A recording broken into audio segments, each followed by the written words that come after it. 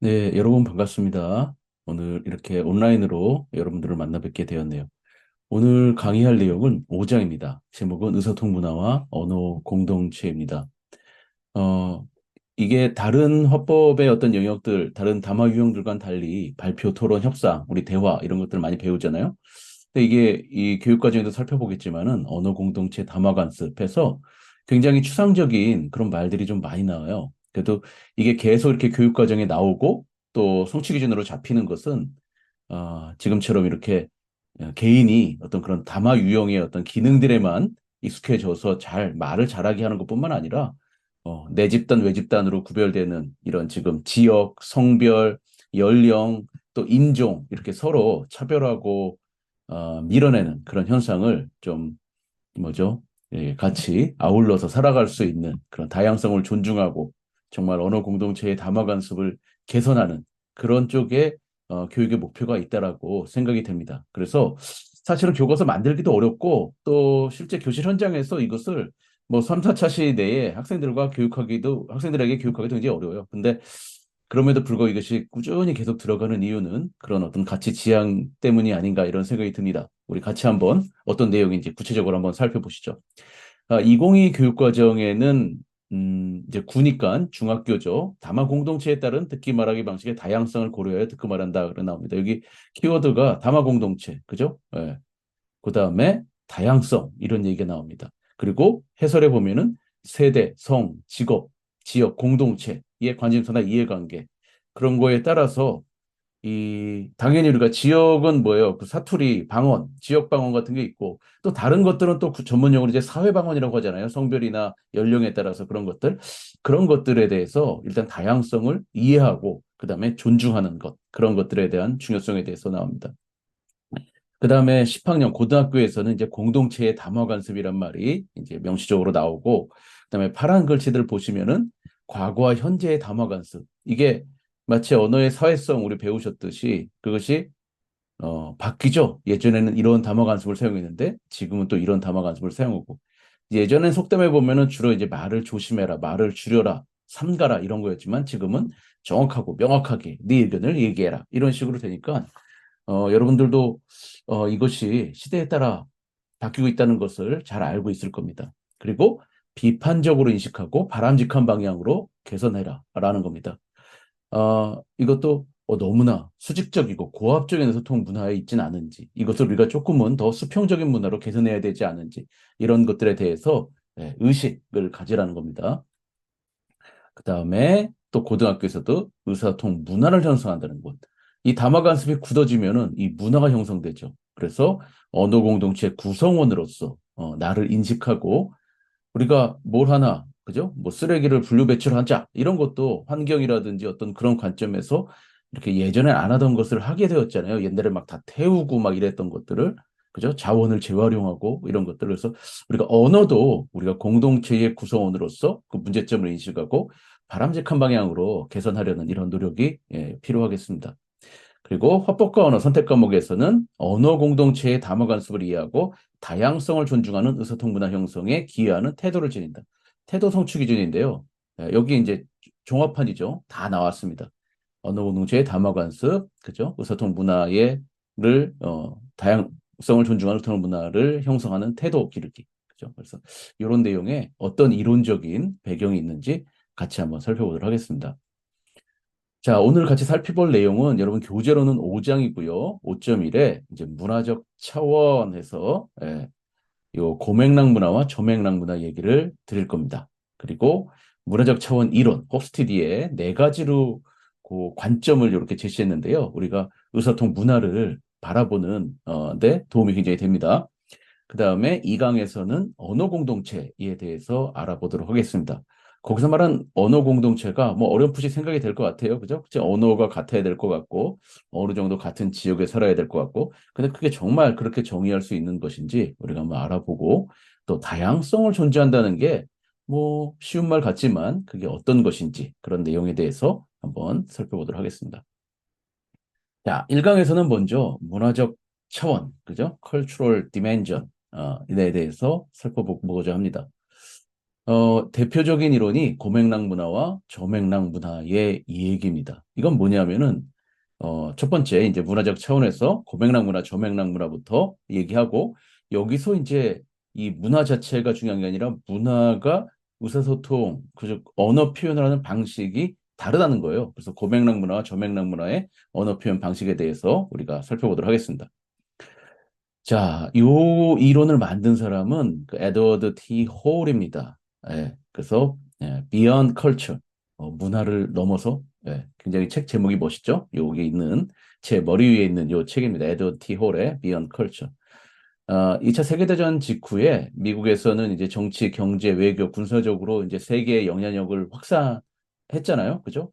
그래서 그러기 위해서는 그 다른 나라 사람들의 어떤 삶을 속속들이 좀 알아야 되겠다 해서 그런 정치외교 전문가뿐만 아니라 인류학자들을 전 세계에 파견을 합니다. 그래서 그들의 삶과 사고방식에 대한 연구를 하는데 거기에 대표적인 학자가 바로 이 홀입니다.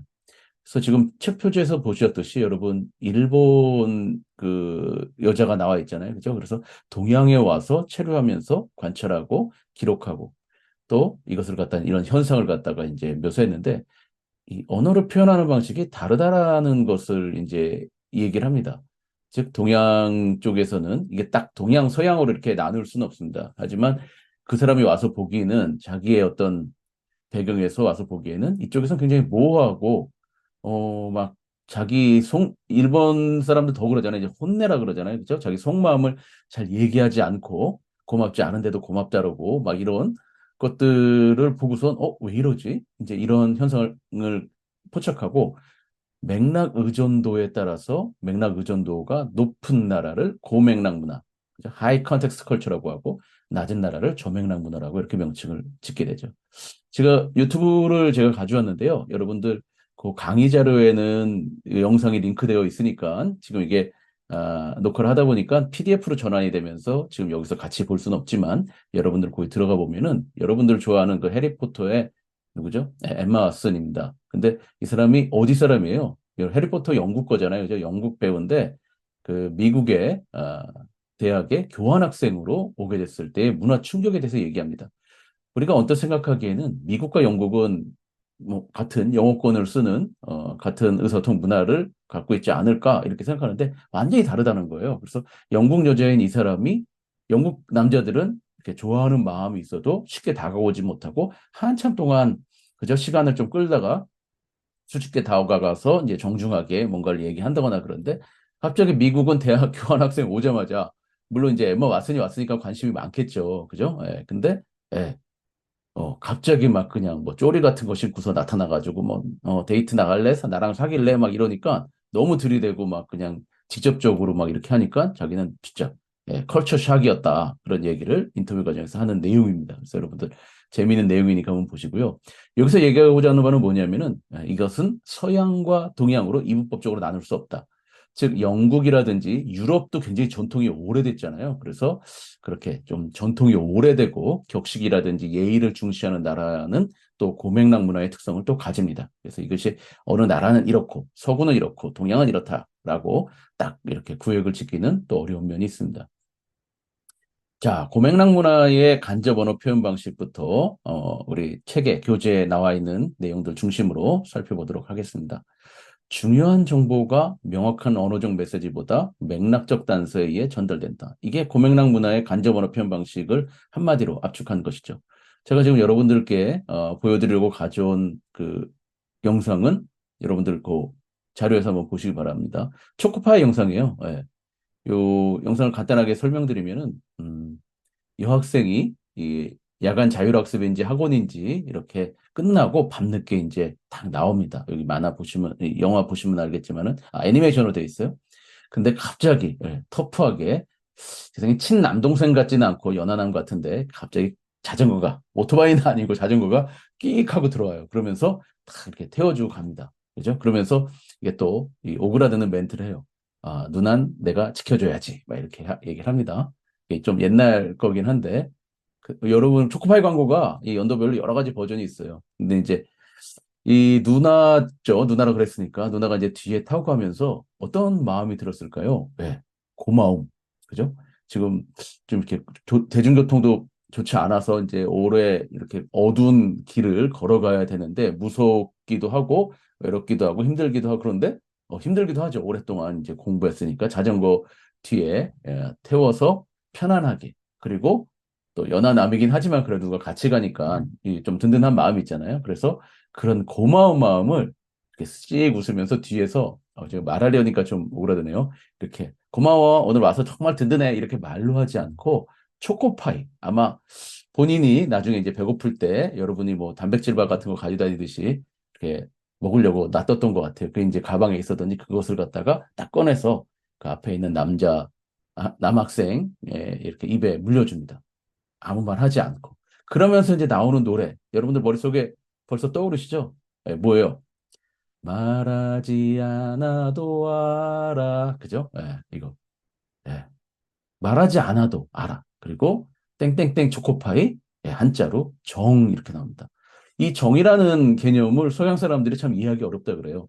이게 직역해서 뭐 러브랑은 또 다르잖아요. 우리 막 미운 정, 고운 정 막 이렇게 할머니가 막 그냥 으그 이놈의 정 때문에 막 이렇게 하는 거는 막 그 러브랑은 또 좀 차이가 있죠. 또 그렇다고 affection 뭐 이렇게 번역하는 경우도 있는데 그거랑도 좀 다른 것 같아요. 근데 우리는 그냥 여러분들 이게 뭐 나이가 어리고 저기 나이가 많고를 떠나서 금방 아시죠? 그러면서 이제 정하면서 이렇게 노래가 한국 사람이면 모두 다 아는 이 노래가 흘러나옵니다. 뭐요? 고마워, 땡큐, 뭐 이렇게 하는 게 아니라 말하지 않아도 초코파이 하나를 싹 놓고 가면은 그죠? 미안한 마음, 또 고마운 마음 이런 것들이 이제 전달된다. 예전에 바나나 우유 CF에서도 본 것 같은데 이렇게 관심 있는 여학생한테 이렇게 뭐 바나나 우유를 수도과에서 하나 이렇게 놓고 가고 뭐 이런 것들이었는데 그런 것들이 이제 고맥락 문화의 특징입니다. 그죠? 근데 이것도 여러분들 아시겠지만 시대가 바뀜에 따라 좀 달라지고 있죠. 그 다음에 의사소통 상황에서 침묵을 유지하거나 핵심을 돌려 말하고 모호한 언어를 사용하는 경향이 있습니다. 그죠? 모호하고 정확하게 딱 명확하게 싫어, 좋아, 예스, 노 하면 되는데 말 안 하고 삥삥 돌리고 돌리고 얘기를 한다는 거죠. 그죠? 요거는 제가 영상 여러분들도 거기 자료에서 한번 확인해 보시기 바랍니다. 제가 멘트만 할게요. 우리 동경 혜림이 그 드라마에 나오는 얘기인데 이제 동경이가 그때부터 지금까지 우연히 마주치고 질문하고 바라보고 웃고 그거 다 너 좋아한다고 말한 건데 너도 알고 있다고 생각했어. 난 그냥 짧게 할 걸 그랬나? 그죠? 이게 뭐예요? 지금 웃고 보고 이게 다 I like you 이런 뜻이었다라는 거죠. 그러면서 그냥 내가 너 좋다고 바로 직설적으로 얘기할 걸 그랬나? 하면서 왜 몰랐어? 이런 겁니다. 그 남자애가 지금 이렇게 조금 적극적으로 대시를 하는 장면인데 나는 충분히 표현을 했다. 근데 모호하고요. 그죠? 우리 고맥락문화니까 이렇게 했는데 저맥락문화처럼 직접적으로 얘기할까? 이런 대목입니다. 자, 고맥락문화의 간접언어 표현 방식의 대표적인 게 바로 이 이규태 씨 돌아가셨는데요. 조선일보에 30년 동안 칼럼을 쓰신 분입니다.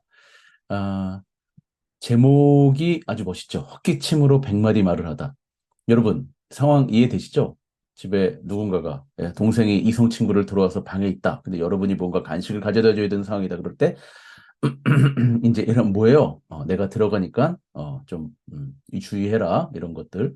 아니면 여러분들 뭐 카페나 어디서 누가 옆에서 막 이렇게 크게 떠들겠다 그러면 이제 잘못 얘기하면은 또 싸움이 될 수 있으니까 어떻게 하죠? 그냥 이렇게 하면은 좀 조용히 좀 해줄 수 없을까요? 뭐 이런 뜻이 되겠죠. 그죠? 이런 식으로 우리나라 사람들은 뭐 이렇게 말을 하지 않고 우주 플레이스 하지 않고 헛기침으로 100마디 말을 한답니다. 그래서 제목이 굉장히 통찰력이 있습니다. 여기 보면은 제가 이제 교재 전문을 다 실어놨는데요. 여기 보면은 그두 번째, 우리 한국의 가정이나 직장이나 사회는 말 없는 통찰의 커뮤니케이션이 말로 하는 커뮤니케이션 분량보다 한결 많다는 점에서 특수성을 찾아볼 수 있다. 우중충한 하늘에서 비가 내리기 시작했다. 며느리는 아이에게 젖을 물린 채, 이 예전입니다. 그죠? 고부 간의 얘기입니다. 젖을 물린 채 다림질을 하고 있다. 야, 지금 양손이 다 바쁘네요. 그죠?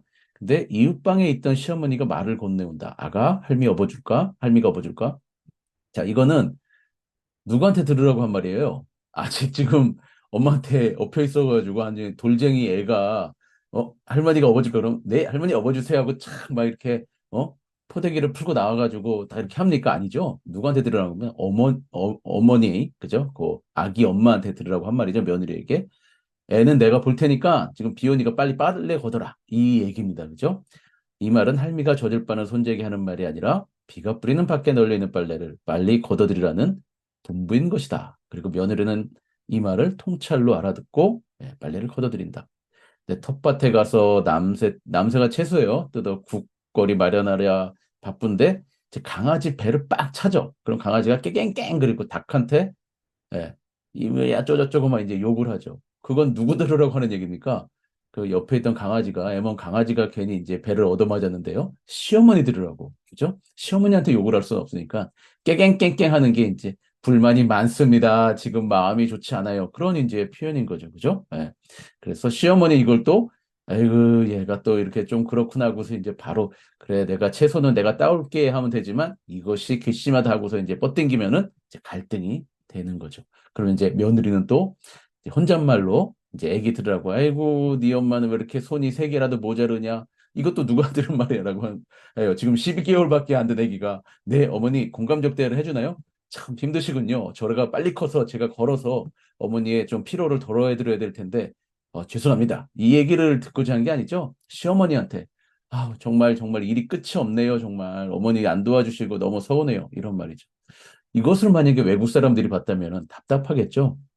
그리고 어떻겠습니까? 아니 바로 우주 플리스라고 좀 빨리 가서 뜯어와라 이렇게 얘기를 하지 뭐 이렇게 강아지를 때리고 그러냐라고 굉장히 답답해 할 것 같습니다. 근데 이제 우리는 이게 통찰로다가 이렇게 아까 지금 저기 며느리가 빨래 거들은 것처럼 잘 이렇게 하면은 또 상대방의 부담을 좀 줄이면서 그죠? 부드럽게 할 수 있고 이것이 잘 미스커뮤니케이션이 일어나고 그러면은 오해와 또 갈등이 유발될 수 있고 그런 이제 상황이 되는 거죠.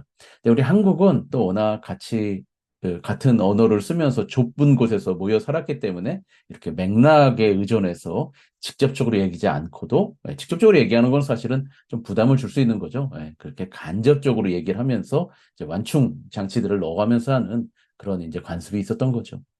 자, 그러면 이제 저맥락 문화 반대 직접적인 언어 표현 방식을 봅시다.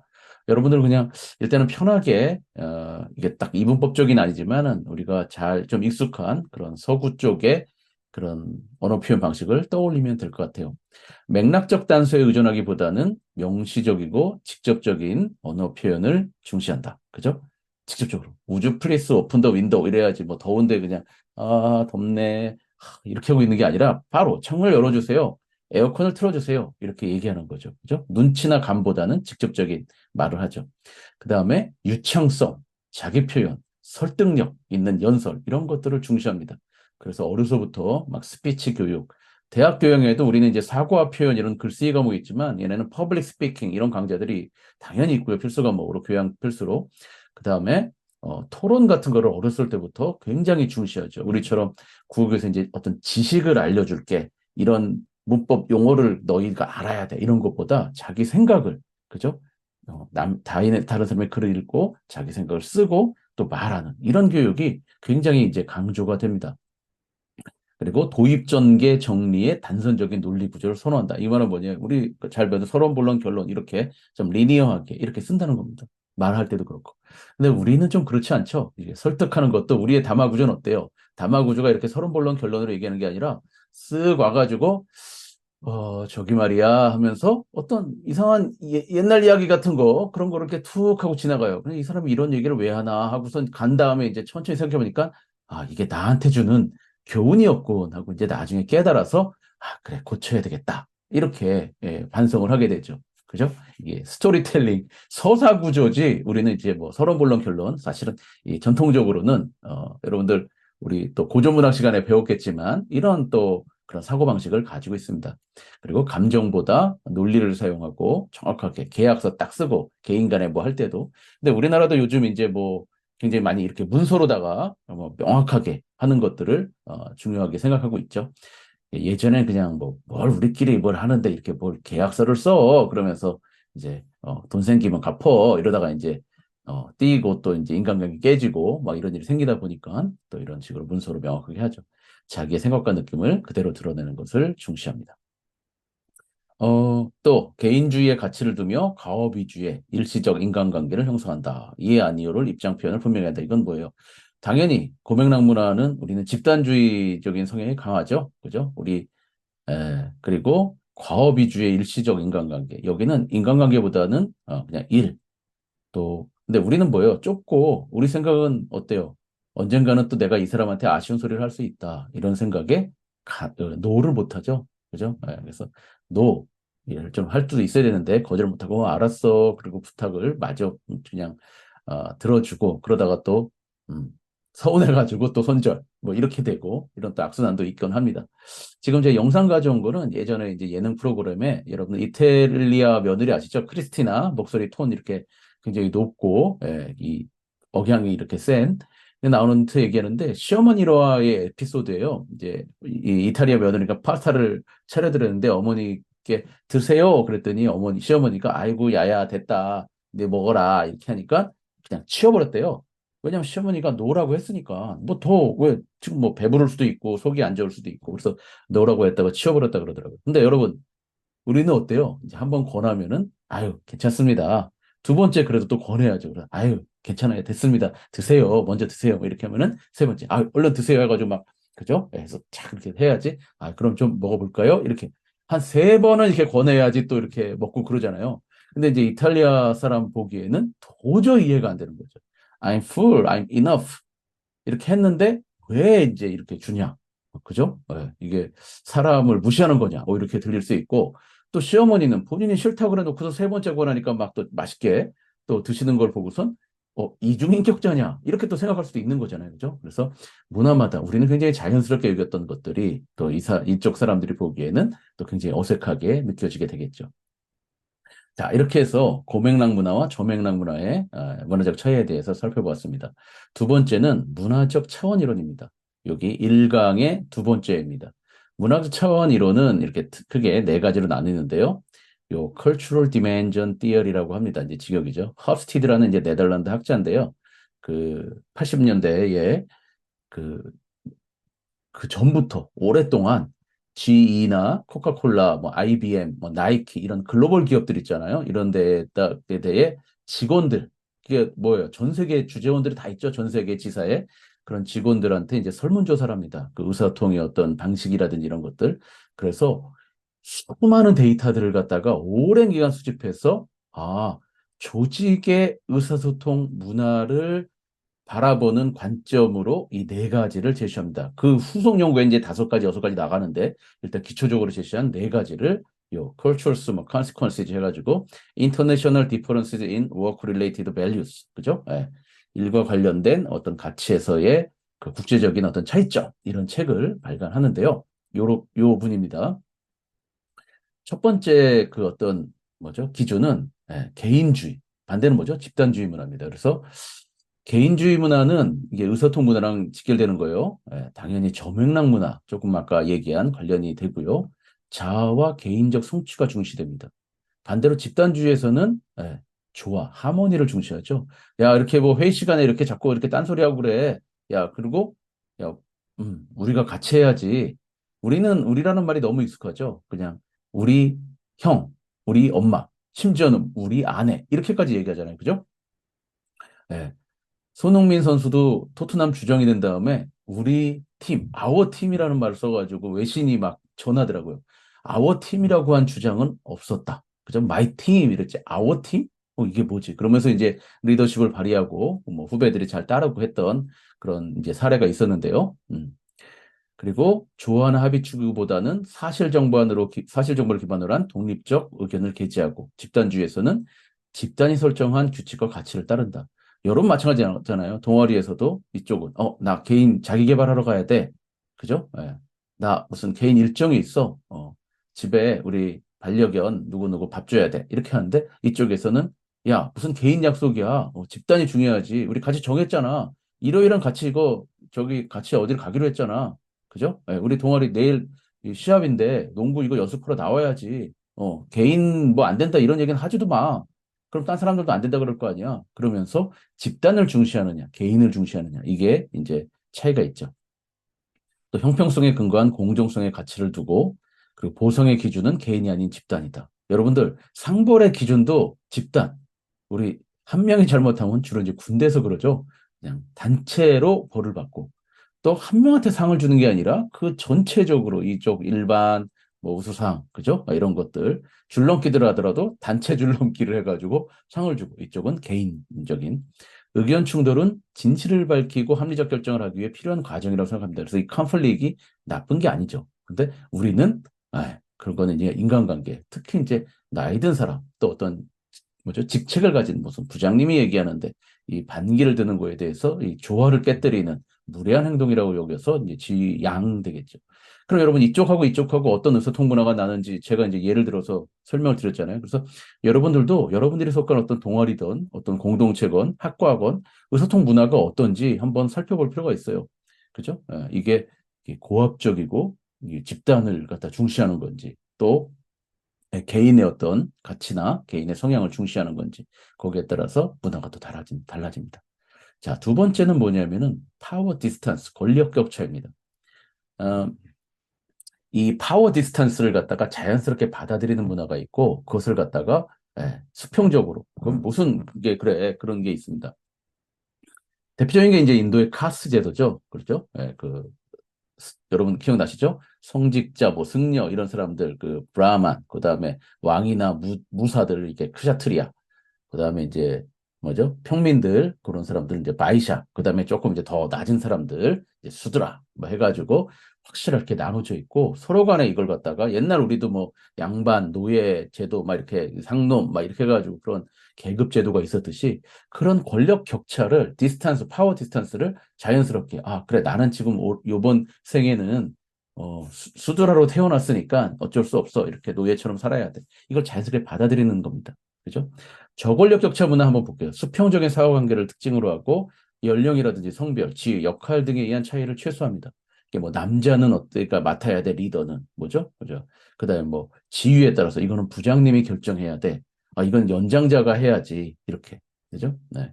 상호작용은 직접적이고 덜 형식적이고 그죠? 친밀한 사적 관계 형성 가능하다는 건 뭐예요? 그러니까 회사에서는 부장님이고 하지만 우리가 또래야 나이가 나는 대리고 하지만 좀 얘가 그럴 수 있겠지만 여튼 부장 대리라고 해도 밖에 나가서는 friend 이렇게 할 수 있는 거죠.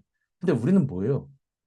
저도 그냥 오히려 동료 교수였고 친구처럼 지내다가 제가 어떤 직책을 맡게 돼서 학장이라는 직책을 맡으니까 또 갑자기 친구인데 갑자기 학장님 하기도 그렇고 그러니까 이게 친구인데도 오히려 이런 지위가 생겼을 때는 만약에 저권력 격차 문화에서는 자연스럽게 그냥 또 사적인 자리에서는 친구야 이럴 수 있는데 또 거기서 또 친구야 그러기도 그렇고 학장님 그러기도 그렇고 더 오히려 애매해지더라고요. 그래서 고권력 격차 문화는 대표적인 뭐 집단으로 하면은 뭐가 있어요? 군대 같은 데죠. 권위주의적이고 수직적인 특성이 강하고 나이랑 상관없어 그냥 이제 속칭 짬밥이라 그러죠. 이제 계급에 의해서 그다음에 이제 어떤 경험에 의해서 그 위에서 이제 지시하고 이제 복종하고 이런 관계가 되는 거죠. 그죠? 불평등한 관계. 지위가 낮은 사람은 지시를 따르는 경향이 강하고 수능적이다. 그다음에 일방적인 의사결정. 야, 그건 대대장님 결정하는 거지. 그리고 참모들은 이제 정보만 전달하고 이런 식으로 친밀한 관계 형성이 어렵죠. 이것도 여러분들 이런 코드가 여러분들의 조직에 어떻게 영향을 미치는지도 한번 이제 생각을 해봐야 될 것 같습니다.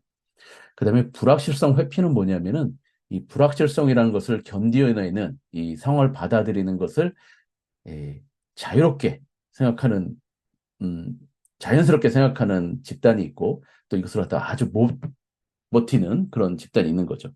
저불확실성 회피 문화는 집단 구성원들이 모호하고 불확실한 상황에 대한 스트레스를 잘 극복합니다. 그리고 규칙과 제도 등 집단을 구속하는 장치는 가능한 최소예요. 근데 고불확실성 회피 문화는 매뉴얼을 만들어요. 무조건 규칙을 아주 상세하게. 여러분들도 그죠? 어떤 내가 동아리에 장이 됐다 그랬을 때 다 그냥 지침을 상세하게 만드는 경우도 있잖아요. 그건 이제 고불확실성 회피물합니다. 어떤 불확실성이 닥쳤을 때 이것을 갖다가 회피하려고 하는 성향이 강한 거죠. 저도 뭐 정확하게 가보거나 눈으로 확인한 바는 아니지만 그냥 이렇게 상식적으로 들려오기로 일본이 이런 성향이 강하다 그래요. 그래서 어떤 상황에도 아주 매뉴얼, 지침들을, 규정을 빼곡하게 마련한다 그래요. 그래서 모든 것이 거기에 따라서 이렇게 돼도. 근데 그렇게 되면 또 좀 융통성이 없겠죠. 근데 이제 저불확실성 회피 문화는 이제 무슨 글로벌 기업들 요즘 잘 나가는 IT 그런 기업들 여러분들 뉴스나 그런 데 보셨잖아요. 그죠? 지금 세상이 어떻게 변할지 모르고 5년 뒤, 10년 뒤가 예측이 안 되기 때문에 예, 자율성을 부여하고 어떤 상황에서도 유연하게 그때그때마다 그죠? 케이스 바이 케이스로다가 대처해 나가는 그죠? 예, 이렇게 예, 무르르듯이 흘러가는 이런 문화가 예, 저불확실성 회피 문화입니다. 고불확실성 회피 문화는 야, 이거 규정대로 나 해야지. 이거 정했잖아. 정하면 정한 대로 해야지. 뭘 변화야. 자꾸 이상한 거 하려고 하지 마. 정한 대로 해. 이렇게 하는 겁니다. 그죠? 예. 안정 혁신과 변화. 여기는 변화보다 안정 가치를 중시하고 부하에게 자율권을 부여하여 상사는 이를 지원하고 그죠? 예, 리더십에서 쫙 이렇게 풀어주고 이쪽은 예, 구체적으로 야, 그 4조 2항에 의하면은 이렇게 해야지 이렇게 가는 겁니다. 자, 마지막으로 네 번째는 이제 남성주의, 여성주의입니다. 여기서 얘기하는 남성주의, 여성주의는 우리 뭐 생물학적인 그런 성별이 아니라 어떤 상징적으로 그런 성향들을 이렇게 나타낸 것이니까 여러분 오해하지 마시기 바라고요. 남성주의 문화는 성취, 부, 권력, 지위, 확장, 경쟁 등의 가치를 중시합니다. 또 여성주의 문화는 애정, 동정, 협력, 배려 이런 것들을 중시하죠. 그죠? 그래서 자기 주장 강하고 뭐 이렇게 공격적이고 이런 것들을 이게 남성은 이렇다가 아닙니다. 남성주의라고 해가지고 이제 그렇게 어떤 성향을 나타낸 거고 또 여성주의 문화에서는 관계지향적이고 좀 배려하고 대화 타협 이런 것들을 합니다. 뭐 여러분들 예를 들면은 어때요? 이 우리나라는 어디에 강합니까? 이게 남성 여성이 아니라 그랬죠. 우리는 남성주의 문화가 강하죠. 이제 성취라든지 부, 무슨 어떤 뭐 유튜브 자기 개발 이런 거 보면은 맨 이런 거잖아요. 그죠? 성공하는 법, 뭐 부자가 빨리 되는 법, 막 이런 것들, 그죠? 권력, 지위, 그다음에 경쟁. 이건 뭐 경쟁 어렸을 때부터 이제 몸에 배어 있는 거고 이런 것들이 굉장히 강한 나라입니다. 우리나라가. 그죠? 네. 그리고 여러분들 뭐 잘 아시겠지만 게임도 이런 거잖아요. 이렇게 뭘 가꾸고 뭐 이렇게 해가지고 교류하고 뭐 이런 게 아니라 또 그렇다고 순간순간 막 이런 슈팅 게임이라든지 막 이런 것보다 뭐예요? 여러분들이 잘하는 게임들 아이템을 하나씩 하나씩 모으죠. 그죠? 그래서 레벨업. 그죠? 남들보다 더 레벨업. 상위 몇 프로. 그죠? 탑 티어에 오르고. 거기 올라가면 뭐가 있습니까? 예. 근데 우리의 정서가 그렇다는 거예요. 그 게임을 하더라도 순간순간의 쾌락이라든지 막 이런 것보다 그 도파민이 어디서 나오냐면 레벨업 할 때, 학원을 다녀도 승급할 때, 그죠? 남들보다 몇 계단이 올라갔을 때, 이런 경쟁, 그죠? 성취, 이런 것들입니다. 그 자체에서 타인에게 봉사하고 헌신하고 다른 사람을 돌보면서 어떤 기쁨이나 행복을 느끼기보다는 이렇게 그냥 과시하고 그죠? 예, 차라든지 뭐 명품이라든지 이런 것들이 뭐 다 굉장히 강한 문화죠. 그러다 보니까 그런 쪽에 의소통 코드가 또 나오게 되는 겁니다. 자, 요 직장사소 문화인데요. 예, 과장, 부가, 대리, 사원 이렇게 나와 있는데 요거는 여러분들 같이 한번 아, 자료를 한번 보시면서 특별히 빨간 글씨로 된 과장의 대화 코드에 한번 집중해서 지금 제가 말씀드린 네 가지 코드로 한번 분석을 해보기 바랍니다. 자, 이렇게 해서 5장, 의사통 문화와 언어 공동체, 문화적 차원에 대해서 고맥락 문화, 저맥락 문화, 홀이 얘기한 것, 그 다음에 허프스티디가 얘기한 문화적 차원 이론에 대해서 살펴보았습니다. 그럼 이 강에서는 언어 공동체에 대해서 자세하게 알아보도록 합시다. 자, 그리고 교과서는 제가 참고로 이렇게 좀 스캔을 해서 예, 넣어놨거든요. 그래서 여러분들 보시면 좋을 것 같아요. 그래서 우리의 전통적 언어 생활 문화에서 이제 서울대 명예교수신데요. 박갑석 교수님이 쓴 약간 이제 수필이라 그래야 될까요? 거기에 대해서 쓴 좋은 글입니다. 그래서 여러분들이 교과서에 나온 글도 한번 읽어보시면 좋을 것 같아요. 금방 이해가 되실 것 같습니다. 그래서 말을 삼가는 언어 문화, 우리 전통적으로 또 언행일치를 중시하는 문화, 우리는 이제 말보다는 행동, 그죠? 예. 그다음에 높은 맥락의 언어 문화. 이게 바로 뭐예요? 고맥락 문화입니다. 그죠? 그래서 여기서 뭐 춘향전 얘기도 나오고 이런 얘기들이 나옵니다. 그다음에 남을 배려하는 언어 문화. 변변치 않지만 많이 드시죠. 지금 뭐 상다리가 부러질 것 같네요. 그죠? 한 20개 정도 차려놓고선 그죠? 차린 건 없습니다. 이게 뭐예요? 팩트를 왜곡하는 겁니까? 굉장히 배려하고 겸양 이런 것을 표현하는 거죠. 그다음에 귀 기울여 듣고 선택적으로 듣는 언어 문화. 그래서 이런 듣기에 대한 얘기도 나오고 있습니다. 그죠? 그다음에 이런 것들에 대해서 한번 정리해보고 또 줄도 그어보고 하는 것들입니다. 임용시험은 요건 이제 뭐 어떤 지식이라고 해서 딱 해가지고 나오긴 그래서 2009년도 한참 됐죠. 거기에서 약간 이렇게 객관식으로 했을 때 나왔던 적이 있습니다. 정답은 1번입니다. 여러분 뭐 그냥 사실은 어, 보기를 안 봐도 제시문을 안 봐도 그냥 답만 봐도 그죠? 1번 객관적 근거를 들어 말하기는 우리 선인들의 말하기 태도라고 보기 어렵죠. 그죠? 그래서 또 그냥 풀리는 문제이긴 한데 이 문제를 이렇게 장자, 논어, 이동무의 사소절 해가지고 이 선인들의 말하기 문화에 대해서 냈던 적이 있었습니다. 네, 여러분 5.1 강의 듣느라고 수고 많았습니다. 고맙습니다.